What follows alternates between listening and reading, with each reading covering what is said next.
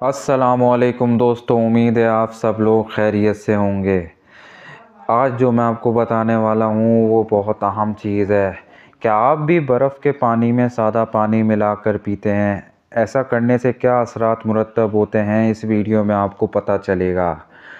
इस वीडियो से बने रहने के लिए चैनल को आप पहले लाइक करें और फिर सब्सक्राइब करें।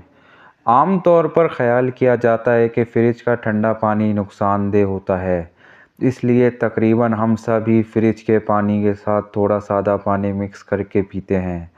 अलबत्ता तिबी माहिरीन का कहना है कि ऐसा करना अक्सर नुकसानदेह भी साबित हो सकता है। आइए जानते हैं ऐसा क्यों होता है। माहिरीन का कहना है कि ठंडा पानी हज़म करने में वक्त लगाता है, जबकि गर्म पानी जल्द हज़म हो जाता है। जबकि दोनों को मिलाकर पीने से बदहज़मी हो सकती है।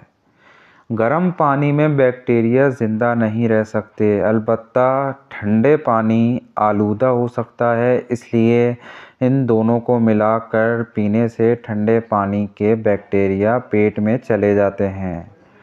मुख्तलिफ़ दर्जा हरारत का पानी पीने से पेट फूल जाता है और ग़िज़ाई अज्जा के हज़म होने में वक्त होता है।